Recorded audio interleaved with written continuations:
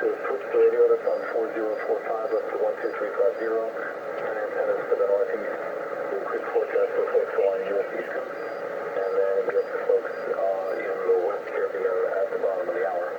So for now, Whiskey Charlie Yankee, Houston.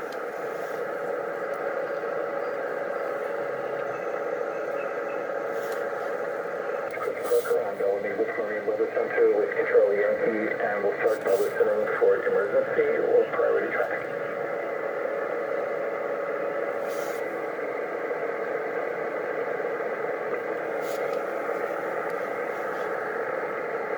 So we'll move on with the weather. Today is Tuesday the 13th of December.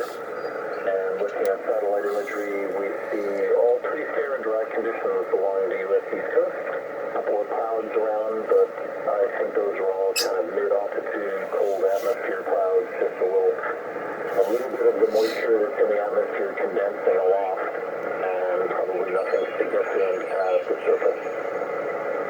So, looking at the forecast for the U.S. East Coast,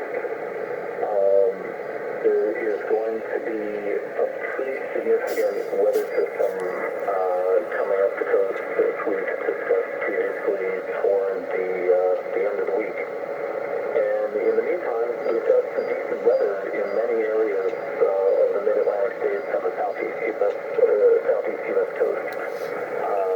Over the weekend, we had some decent weather. Today, pretty good. Tomorrow is going to be good, at least in most areas. As you get down towards western South Carolina and Georgia, things may start to deteriorate a little bit tomorrow afternoon. But, overall, conditions probably are not going to tend to get better over time. They're going to tend to get worse over time this week. And if we look forward, we see a lot of energy in the southern branch of the jet stream. And the additional opportunities that we have for the next couple of weeks or a month or so are likely to be relatively brief opportunities between weather systems. So, what we're looking at is maybe the parent area of low pressure further north, but there's likely to be a coastal secondary low for impulsive energy coming out of the Gulf of Mexico or across the deep south and up to the southeast U.S. coast, probably every 3, 4, 5 days. And then in the wake of that, wind may stay out of west for a while, which will be tough to go west, to go southwest along the coast. And then you may get one day where things settle down before the wind builds out of the south and west again.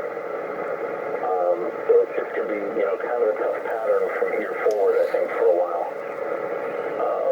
Let's look at the increase in squall activity for the middle to latter part of this week. Initially, on Wednesday afternoon, we're going to start to see some squalls off of Georgia, but they're likely to be only in and around and close to the Gulf Stream and not so much in coastal areas. Through midnight on Wednesday night, that will probably remain the same, although conditions will spread through the Gulf Stream off of South Carolina.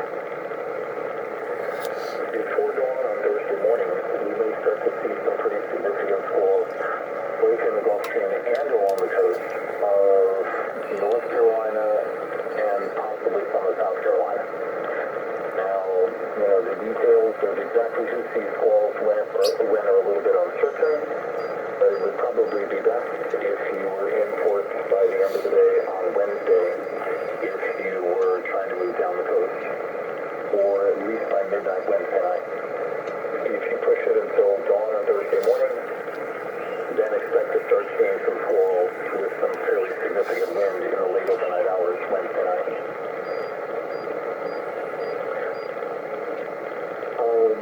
Let's talk about a couple of details. If you are leaving, let's say, the Massachusetts Bay today, weather conditions look fine. We've got a north wind that's about 13, 14 knots right now, and that is going to tend to get light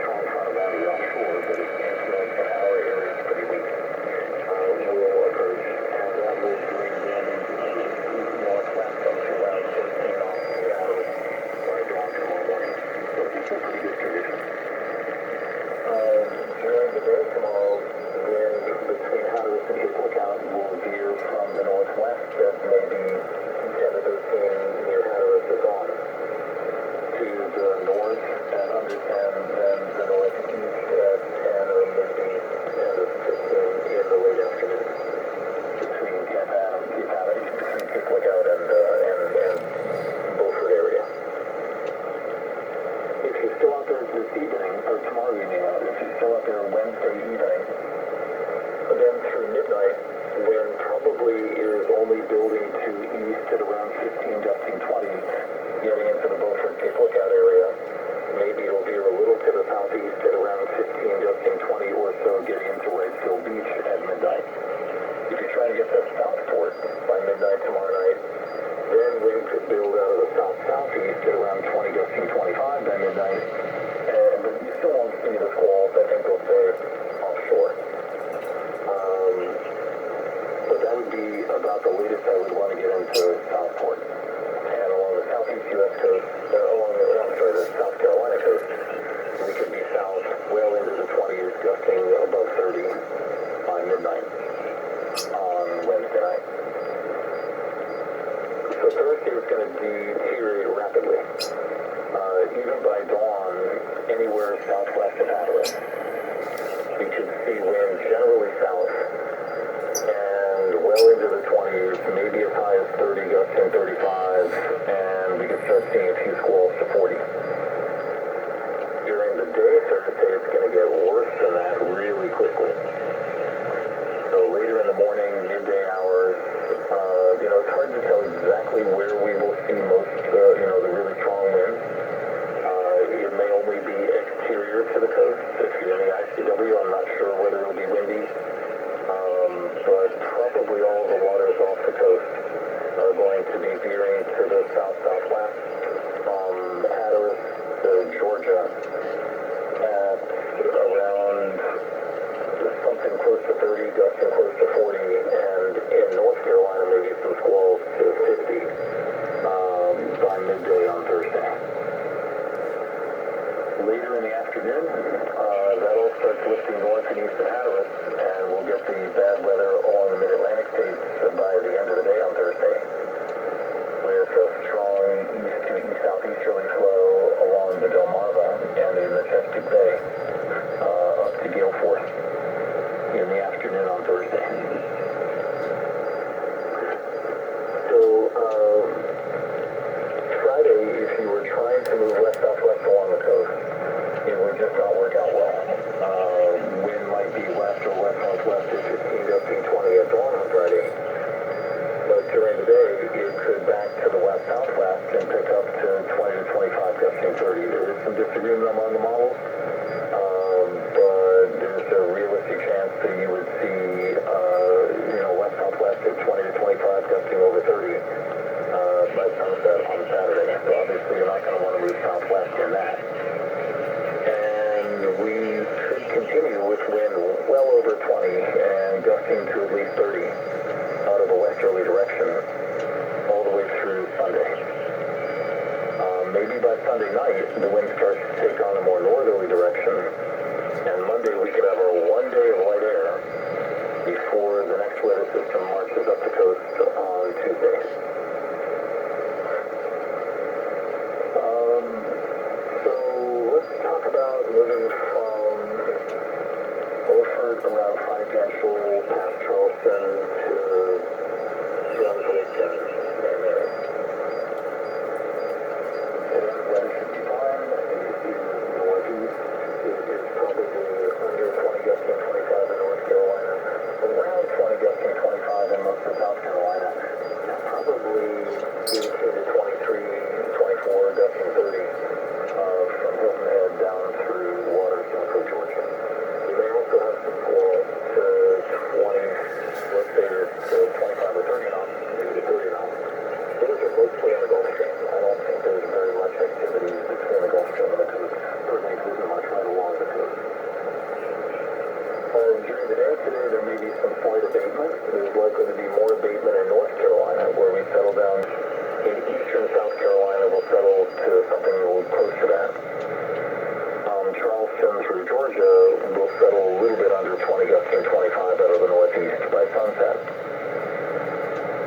Tonight, wind becomes much lighter as we're switching, and there's kind of a ridge moving through the area, switching from a north of east wind to a south of east wind. And on the other side of that ridge is where we'll have the northwest winds in eastern North Carolina.